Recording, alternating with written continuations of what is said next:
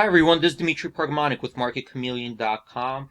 This is the pre-market trading screener, and what it's doing is looking for any stocks that are trading in a pre-market. Either they're up movers, down movers, very active on news. So what this does is allow you to screen stocks of interest before the market's open to see if there's anything to be alerted to, or any type of events that are going on that you should know about and help you prepare for the beginning of the day. So right in the beginning, it's automatically defaulted to stocks above $5, but you could change that. Some people like to look at low price stocks, and also for a volume of at least 500 shares or more.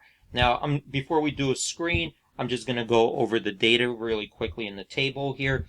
And this is the stock symbol, the stock price, the last price in the pre-market trading. This is then the change from the previous day's close, the volume in the pre-market, and over here it'll show you if there's a breach of yesterday's high or low. So in this case, it's lit up red because today's pre-market price breached yesterday's low price. Over here, this is the pre-market VWAP price, the volume weighted average price. Then you have next to it the percent away the last price is from the pre-market VWAP price. You also have the 1 minute low VWAP price and the 1 minute high VWAP price, so you could get a high-low range in the pre-market hours. Here you have volume statistics. These are the average daily pre-market volume, so you could compare it to today's pre-market volume to see if it's trading above or below average.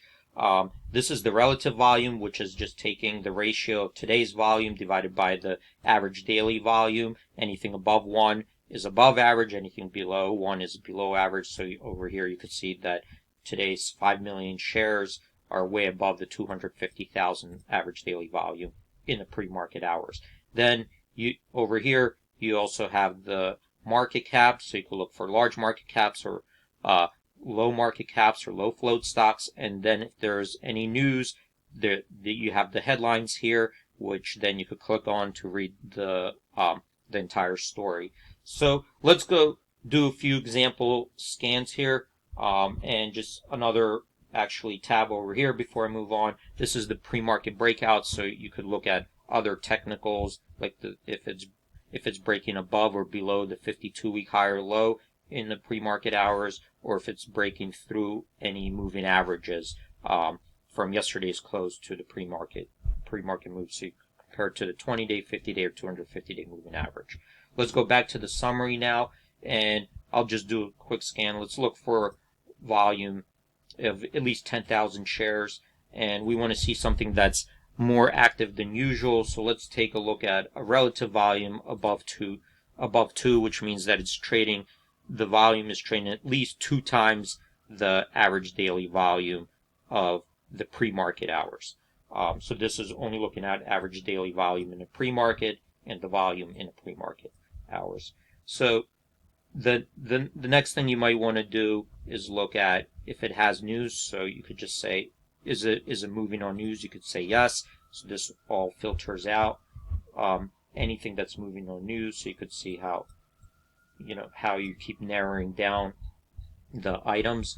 If you're looking for stocks that have options, not have options, anything that's coming out with earnings, or did come out with earnings prior days, you could also filter that out. Market cap, if you're looking for large cap stocks or low float, you could also use these filters. Over here, these are the technical indicators. If it's breaking through the 52-week high or low, if it's breaking through a 20-day moving average, in other words, if it closed below the 20-day moving average yesterday and the pre-market price has crossed that above the 20-day, or vice versa.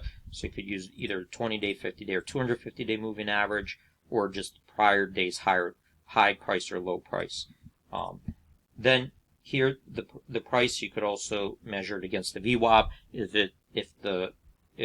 the stock is floating far away from its pre-market VWAP price in either direction, you could do that as well by using these percentages.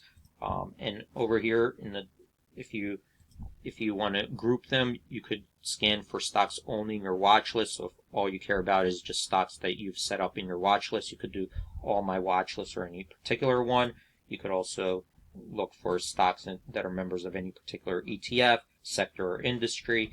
And if you just like a particular type of filter that you look for, you could save it over here, give it a name, like test 1, and then if you save it, the next time you come back, you can just pull it up, and it'll automatically filter out for anything that you have in the saved filters.